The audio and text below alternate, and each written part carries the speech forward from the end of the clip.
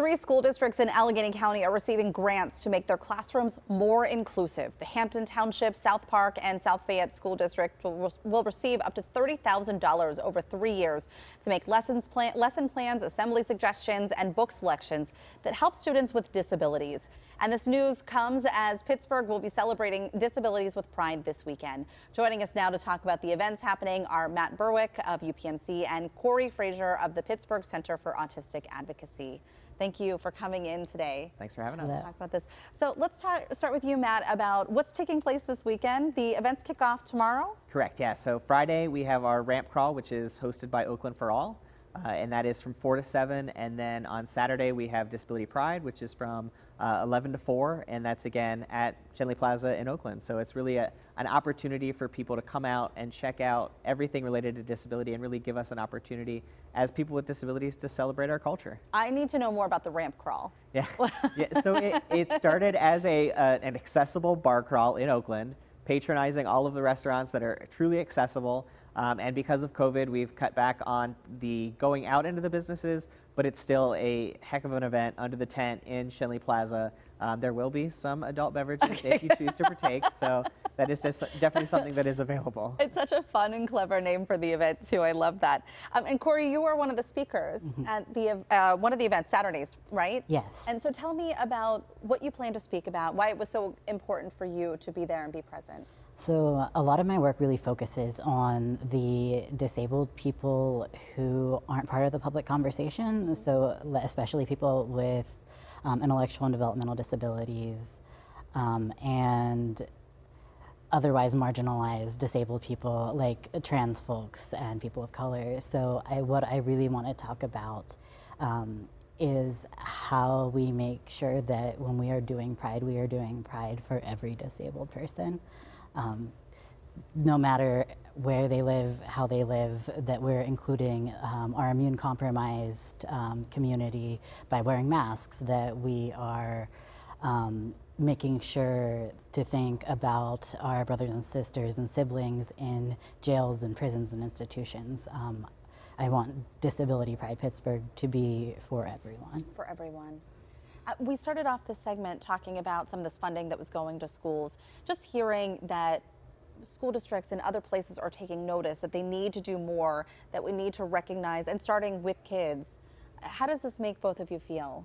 So I had my spinal cord injury at the age of 15. So I was a sophomore in high school, and thinking about not just the funding for how important inclusion is, but also thinking and talking about the importance of disability history.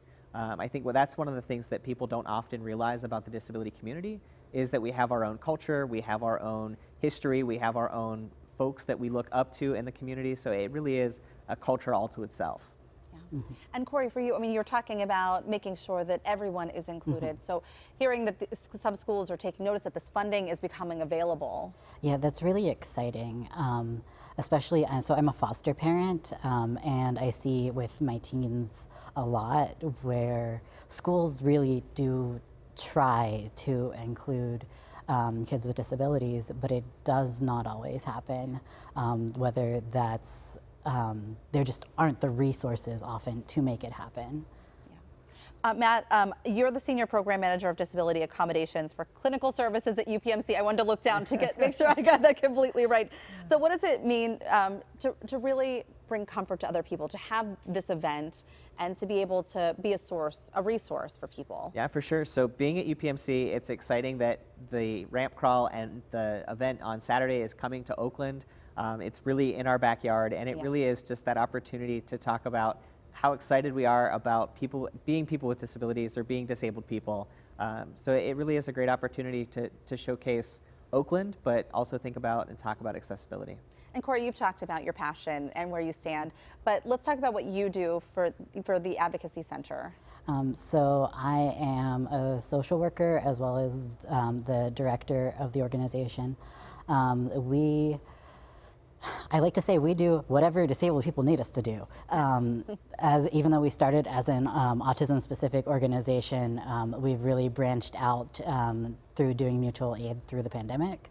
And we have done everything from help a person with intellectual disability get funding for ballet class, to help people stay in their homes, or help people who don't want to live in nursing homes get back into the community. That's wonderful. And is there something that we all can take notice of, that we all can be doing to help and be part of this conversation? I think one of the things that we really have to think about is that disability is a group that you can join at any point. So being an ally to the disability community, and if you're lucky enough, I always say, if you're lucky enough to age into the disability community, because as you age, you will become disabled. Yeah. It's definitely something to start being an ally now and understand what resources are out there and what the disability community truly needs. It's a wonderful way to put it, Matt. Thank you so much. Thank you both for coming on today and telling us more about the incredible events that are happening this weekend starting tomorrow. Disability Pride Pittsburgh Weekend Under the Tent is happening tomorrow and Saturday at Schenley Plaza. We're going to have more information on these events on our website. You can go to kdka.com/talkpittsburgh.